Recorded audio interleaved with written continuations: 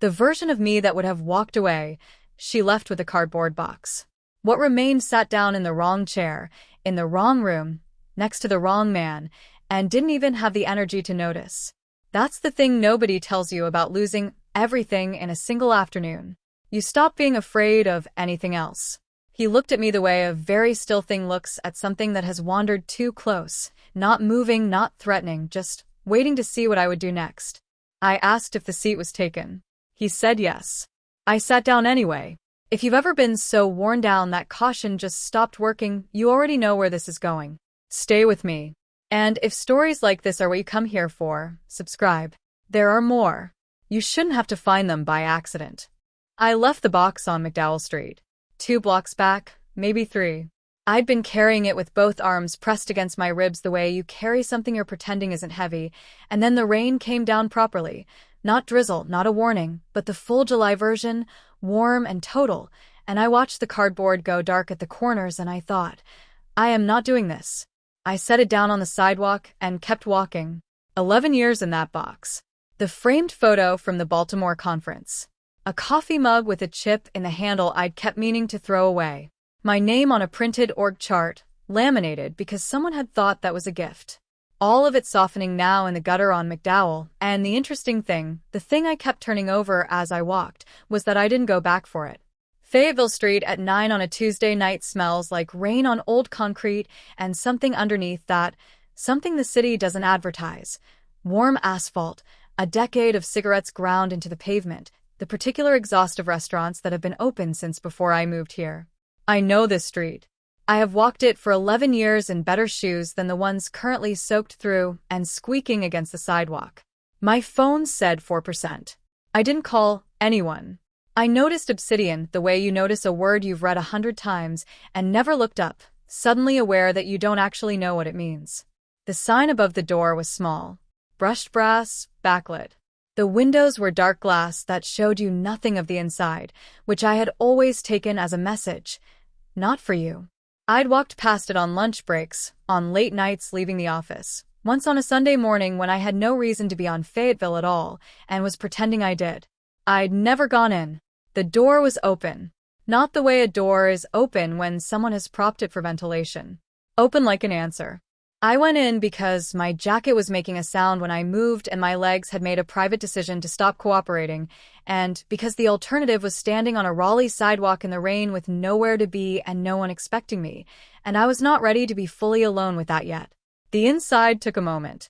Dark wood everywhere, the bar, the ceiling panels, the floor worn to a particular warmth that takes decades. Amber light from fixtures I couldn't locate, which meant the glow seemed to come from the walls themselves. Low music playing that I couldn't identify, something with no lyrics, something that asked nothing of the listener. The smell of it reached me before anything else. Cedar and old leather and something underneath those, faintly metallic, faintly sweet, the way old buildings sometimes carry the memory of what they used to be.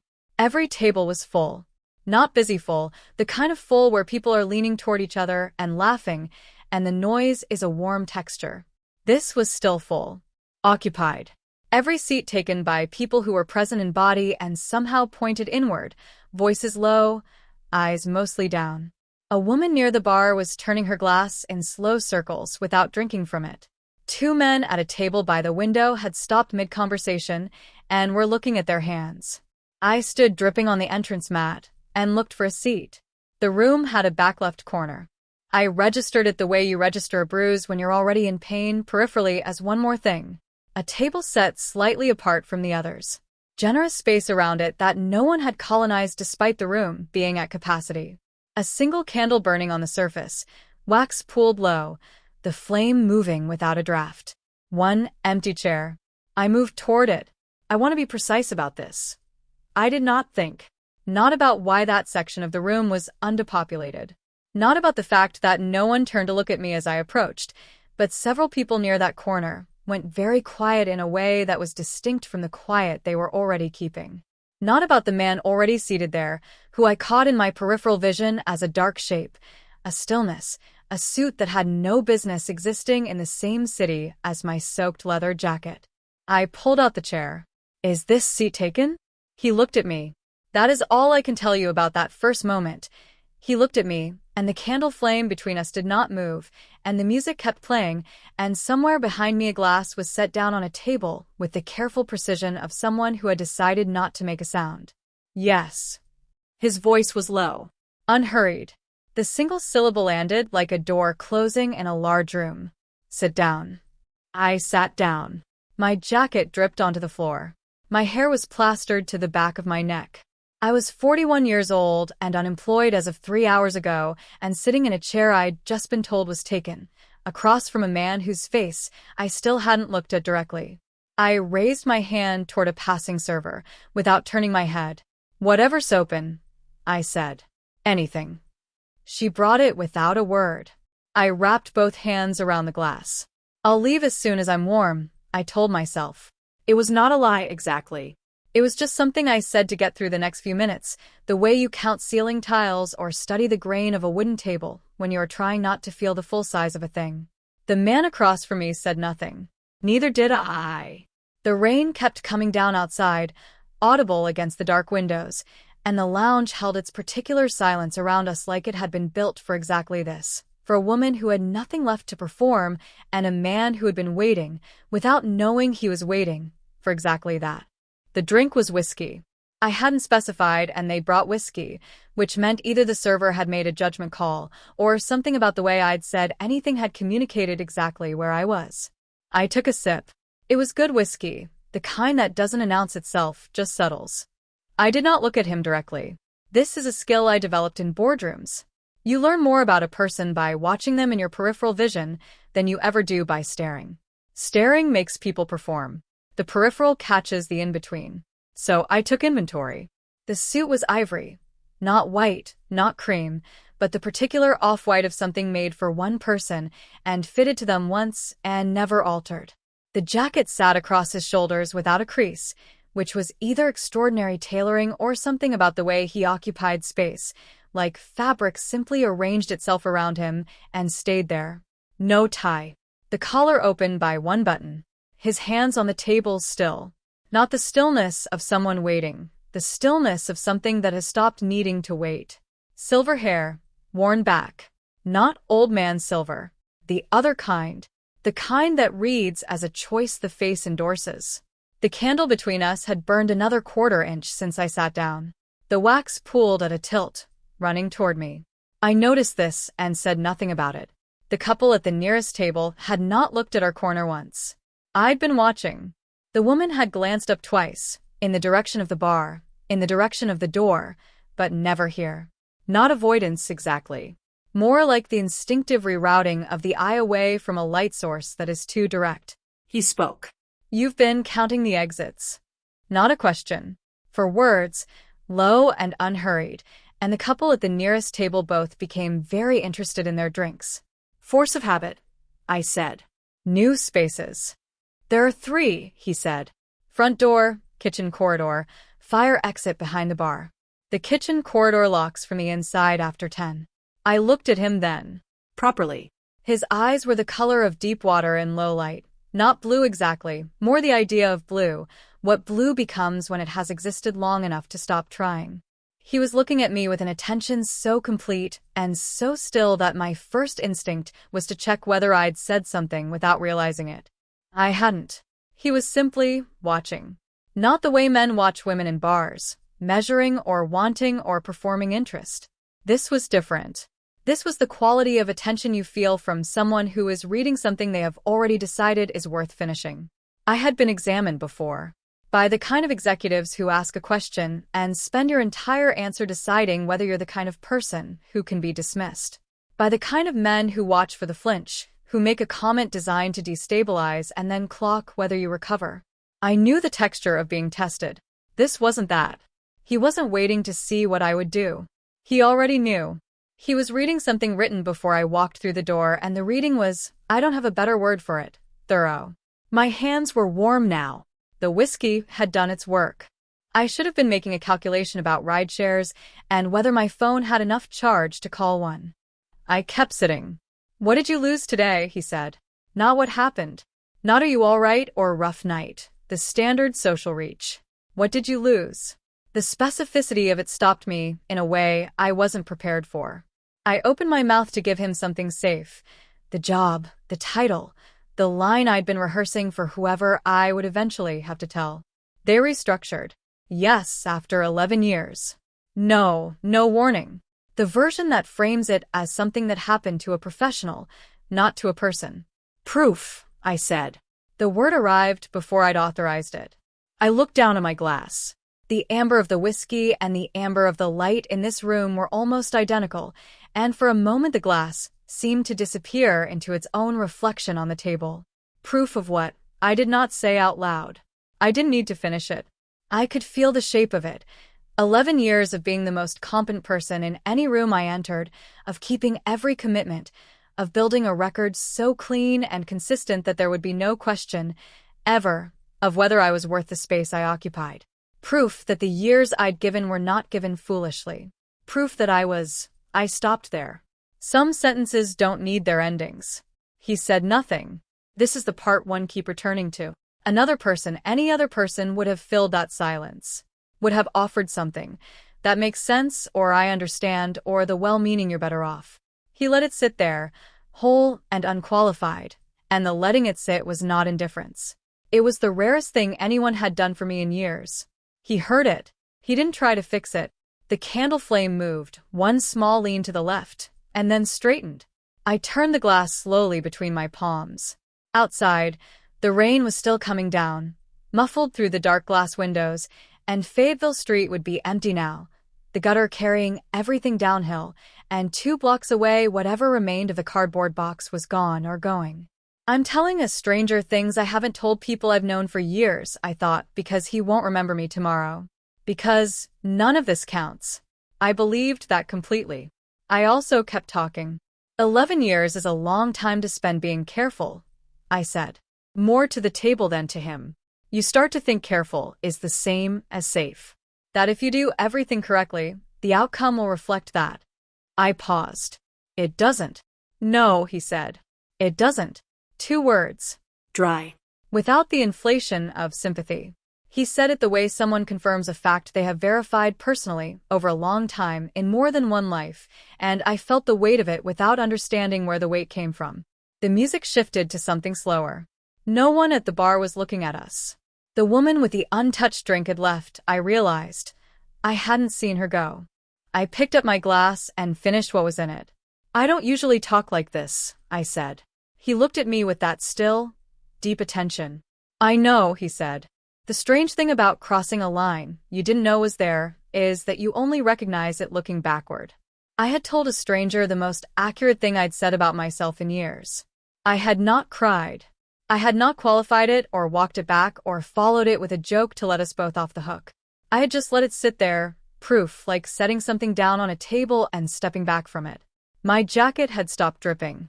The fabric at my shoulders was still damp but no longer cold, warmed now by the room and by 90 minutes of sitting still in it. My phone was dead. I had not asked to borrow a charger or excused myself to find one. I was aware of these facts the way you are aware of a door you have not opened, not urgently, just present in the periphery, waiting to see if you'll need them. I should have gone home. The thought moved through me and kept going, like water finding no purchase. A second glass had arrived at some point. I didn't remember ordering it. It sat in front of me, untouched, and the candle between us had burned low enough now that the light it cast was mostly sideways, throwing long shapes across the tablecloth and across his hands, which had not moved. I had started to understand the room differently. Not its layout. I'd mapped that in the first 5 minutes. The quality of it. The way the noise level had stayed exactly the same for 90 minutes, not rising as the night deepened the way it does in a normal bar, not dropping either. Held. Like the room was maintaining a particular register deliberately, the way you keep your voice steady when something is walking past that you don't want to disturb. The staff moved around our corner with the precision of people who had rehearsed it. Not avoiding us, never making it visible enough to be avoidance but routed. Their paths described a careful shape, and the shape had us at its center. I noticed all of this. I filed it in the part of my mind that used to flag procurement irregularities and vendor anomalies, the part that had spent 11 years building a record of things that didn't quite add up. I did not act on it. The man came from the direction of the bar. He was perhaps 55, wearing the kind of charcoal blazer that costs more than it looks like it does, and he moved through the room with the social ease of someone who has never once worried about whether he belonged somewhere. Polished shoes. A watch that caught the amber light. The staff tracked him with their eyes in the brief flicker before they looked away, which told me they knew him. He was a regular. He mattered here. He stopped at our table. He did not look at me. Mr. Grimsby. His voice was warm with the specific warmth of a man performing warmth for someone he cannot afford to displease. I hope the evening has been. It has, Silas said. 2 words. The man's sentence simply ended, rerouted midair by those 2 words, and he smiled the smile of someone who has been corrected and is grateful it wasn't worse. He spoke for perhaps 40 more seconds. Something about a property matter, a name I didn't recognize, a timeline that apparently required Silas's awareness, if not his action. I listened with the portion of my attention that wasn't watching the man's chest. He was not breathing. Not in the metaphorical way of someone holding tension. I watched the rise and fall of the blazer across his sternum, or rather, the absence of it. From the moment Silas had spoken, the man's chest had gone still. He was talking, his face was arranged correctly, his posture was composed. His lungs had suspended. Silas responded in 4 sentences. I couldn't tell you what he said. I was watching the man's chest restart, a small, involuntary expansion, like a swimmer surfacing, in the half-second after Silas stopped talking. The man left. He did not look at me on his way out either. The room's held note continued. I picked up the untouched glass and took a long sip and set it back down. The whiskey tasted different now. I couldn't have explained the difference. Sharper, maybe. More present. Who are you? I asked. The words came out too directly, without the social lubrication I would normally apply, the if you don't mind my asking or the I realize that's a strange question.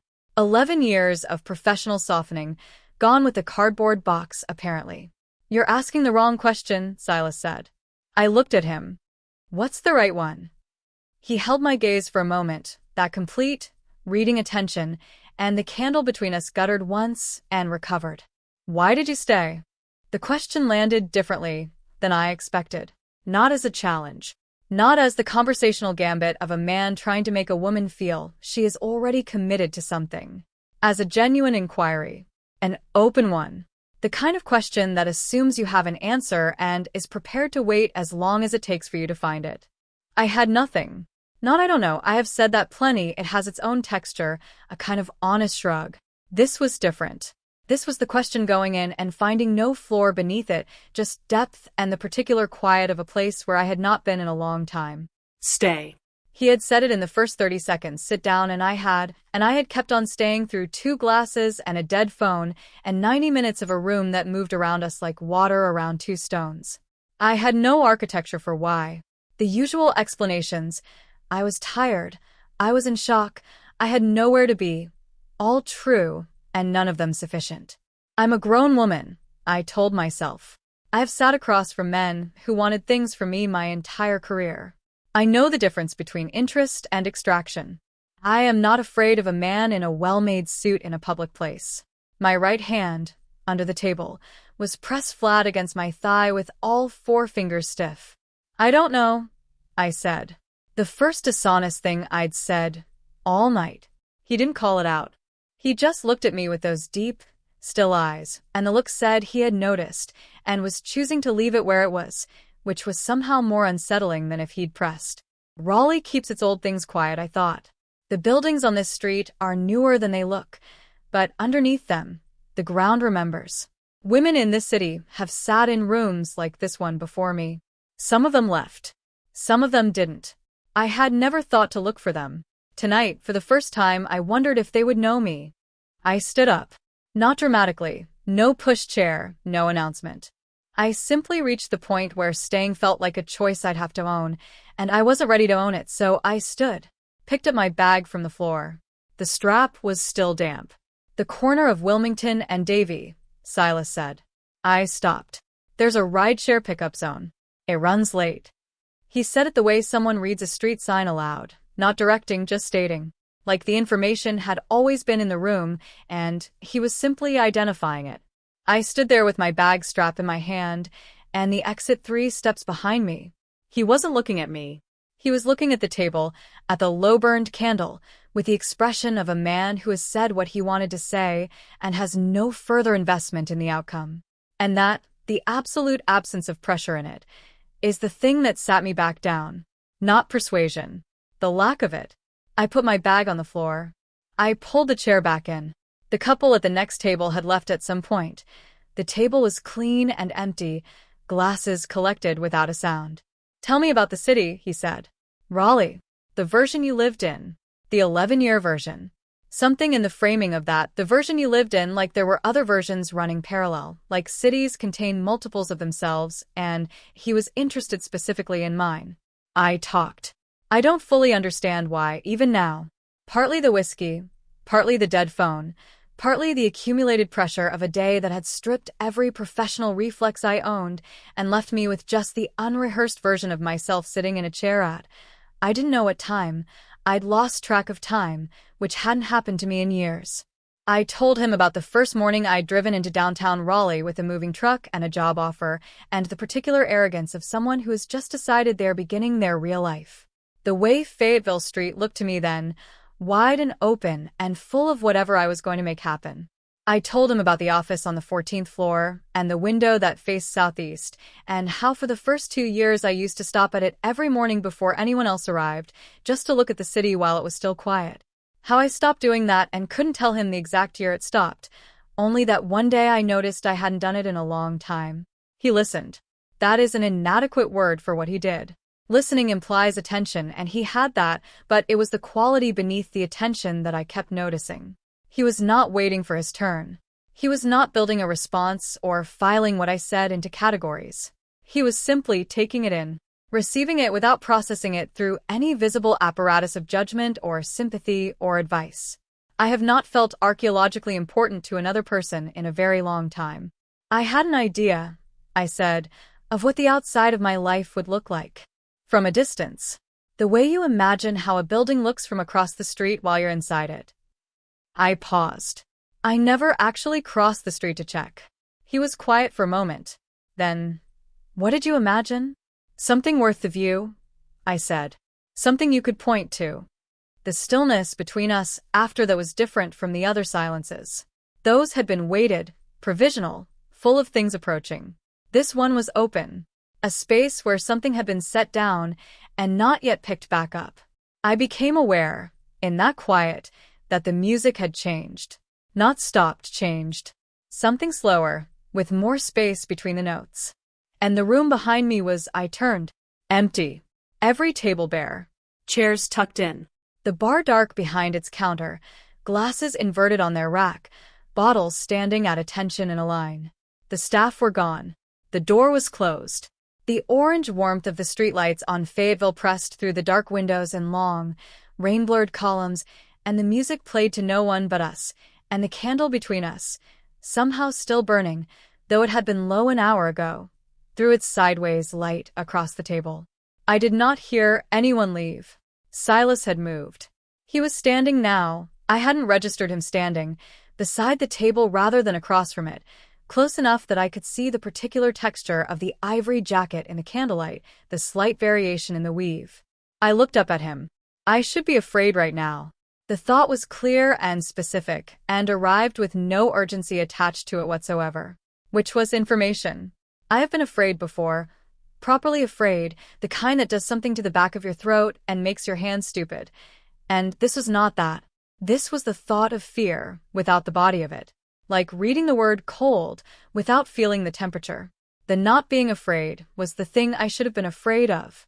He reached across and moved the candle 2 inches to the left, away from the pooled wax that had been threatening the tablecloth for the last hour. A precise, practical gesture. His fingers passed briefly through the edge of my field of vision. I noticed, filed it the way the part of my mind that flags anomalies files things quietly without comment, that his hand, when it brushed the back of mine reaching for the candle, was the temperature of the air in the room. Not cool relative to the warmth of my skin. Not the minor differential between two people sitting in the same space. The same. Exactly the same. Like touching the table or the arm of the chair. I looked at my hand. I did not say anything. I closed that file and did not open it. The music, I said. Does it always play to an empty room? Only when the room isn't empty, he said. I looked up at him again. He was looking at the window at the rainlight columns on the glass, and his profile in that light was very still and very composed, and I had the sudden, disorienting sense of something very large seen from very close, the way you lose the scale of a mountain when you're standing at its base. The rain outside was lighter now. Or I had simply stopped hearing it as rain and started hearing it as the sound the night makes when it has settled into itself and stopped trying to become something else. I reached for my glass. Empty. I did not ask for another. I also did not stand up. The question had been in the room for a while before I said it. Not the polite version, what do you do, how do you know that man, what is this place to you? Those were the versions I'd been dressing it in, trying to find a form that wouldn't expose how much I actually wanted the answer. I had been doing that for most of my adult life. Finding the acceptable container for the unacceptable want. Asking the question I could defend instead of the one I meant. The candle had almost nothing left. A centimeter of wax, maybe less. The flame was very small now and very steady, burning with the focused intensity of something that knows it is almost finished. What are you? I said. Not who. I was precise about that, and he noticed the precision. I watched it register in the slight adjustment of his attention, a sharpening, the way a lens clarifies when it finds its focal point. The room went still. Not quiet, it had been quiet. This was different. The quality of the air changed, the way it changes in the seconds before a storm when the atmosphere is making a decision. The music was still playing, faint and instrumented, and asking nothing. The rain against the windows. Both sounds seemed to come from very far away. He looked at me for a long moment. Then he told me, not all of it. I understand that now. There are layers to what he is that would take longer than one night, and possibly longer than one lifetime, to fully map. He told me enough. The shape of it, the age of it, what it means about the room, about the man who didn't breathe, about the temperature of his hand when it passed near mine. I listened the way I listened when the HR director told me this morning that my position was being eliminated. The way I listened when the doctor's voice on the phone changed register 6 years ago before she'd said a word I needed to hear. The way I have always listened to things that require me to stay functional, by going very still at the center of myself and letting the information arrive without meeting it, without flinching toward it or away from it, just receiving it, letting it settle where it would. My exterior held. It always holds. This is the thing about having learned composure the hard way. It doesn't leave you even when you would almost prefer it to. Inside, something was moving slowly, rearranging itself in the dark. The candle flame bent once and straightened. I looked at his hands on the table. The same hands I'd been aware of all evening, their stillness, their temperature. I thought about the man at the bar whose chest had stopped moving. I thought about the room clearing without sound, the staff vanishing like a tide going out. I thought about the quality of Silas's attention, the kind of attention that has had a very long time to become what it is. Things were aligning that I had been keeping carefully unaligned. How long? I said. He told me. I looked at the window. The rainlight on the glass. The empty street beyond it. Fayetteville slicked and orange and quiet. And somewhere out there the dissolved remains of a cardboard box that had held 11 years of my life. And here inside this room a man who had been alive before the street existed, before the city existed, before anyone had thought to put a name on this particular piece of North Carolina ground. The scale of it was too large to hold all at once. So I held the edge of it. The way you look at something very bright slightly to the side, because looking directly wipes it out. We sat with it. This is the stillness I keep returning to, not the dramatic kind, not the silence of shock or confrontation. The stillness of two people in a room at an impossible hour with an impossible thing between them, and neither of them running from it, and the candle almost gone, and the music playing to no one but us. That stillness had a texture I'd never felt before. Something in it that was, against all reasonable assessment, restful. Then he said, I have not wanted to hold someone's attention since before this city had electricity. I turned to look at him. I don't know what to do with what you make me want, he said. low, deliberate. Each word set down like something being placed on a surface that might not hold it. I am telling you this because you have been honest with me tonight, and I am unaccustomed to that. And because you deserve to know the weight of what you are standing near. The air in my chest did something complicated. He was not asking me anything. He was not reaching toward me or rearranging himself in the space between us to close it. He was sitting with the same absolute stillness he'd held all night, and he had just told me something I understood. Not the vampire part, not the centuries part, but the other part, the part that lives underneath all the impossible things. I do not know what to do with what you make me want. I knew that sentence from the inside. I reached across the table. I placed my hand over his. His fingers were cold. Not the ambient temperature I'd noted before, held against my palm now. The cold was specific and real, the kind that belongs to something that runs on a different system than I do, something other. I did not move my hand. He looked down at it, then up at me. And for the first time all evening, the absolute composure of his face had something underneath it. Not breaking, not unraveling, but present. A pressure behind the stillness, the way you can see wind in glass before you hear it. You should leave, I told myself. You should take your bag and walk to Wilmington and Davie and get in a car and go home and lock your door and call someone in the morning and tell them you had a very strange night. I was memorizing the way the last of the candlelight moved across the line of his jaw. The flame was nearly out. A thin ribbon of smoke had begun to rise from the wick in anticipation, the body going through the motions before the fact. In 30 seconds the room would be darker, lit only by the orange columns of streetlight through the windows and whatever came next. His hand turned slowly beneath mine. His fingers closed, carefully, with a precision that felt like a question being asked in a language I was only just learning, around my hand. The candle went out. The room did not go dark. The rain light held. Fayetteville Street pressed its amber glow through the glass and lay it across the table, across our hands, across the space between us that was smaller now than it had been, and I sat in it, and did not speak, and did not let go. His hand was still holding mine when the street outside began to change color. Not sunrise, not yet. The particular gray that comes before it, the light that belongs to no hour, that drains the night, without replacing it with anything warmer. Fayetteville Street in that gray looked ancient. Wet stone and empty pavement, and the last of the rain in thin channels along the gutter, and no one moving anywhere in either direction, as far as I could see. I had not slept. I was not tired in the way I should have been. I was something else, the state on the other side of exhaustion where the body stops lobbying and goes quiet, and what remains is just clarity. The particular clear-headedness of having nothing left to manage. His thumb moved once across the back of my hand, then stilled. "You should go," he said. I looked at him. "Not because I want you to." He said it without inflection, but the absence of inflection was itself a kind of weight. "Because you came in here at the end of something, and what I am asking of you, what being near me asks, is not a small thing, and you deserve to choose it from solid ground. With daylight. With distance from this room, and everything in it." A pause. "Including me." It was the most human his voice had been all night. That was the thing I hadn't prepared for. Not the revelation of what he was. I had processed that, filed it, made my operational peace with the impossible the way I have always made peace with things that cannot be argued back into being smaller than they are. What I had not prepared for was this.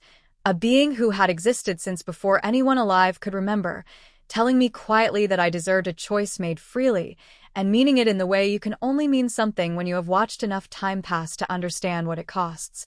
The real danger was never what he was. The real danger was sitting across from something that had survived centuries of human approximation, centuries of people performing honesty, performing care, performing the full catalog of things we do to convince each other we are safe to be near, and having it look at me and say, "Not a small thing." As if I mattered in a way that had weight and consequence, and required his caution on my behalf. I have not been handled with that kind of care in a very long time. I picked up my bag. He did not move, did not adjust his expression or his posture or the quality of his attention. He simply sat in the gray pre-dawn light with his hands now resting open on the table, and he let me go. I walked to the door. The wood was cool under my palm. Heavy, the real weight of old timber, not the hollow approximation of it. I pushed, and the door gave, and the outside air came through the gap, damp and gray, and carrying the smell of the city after rain.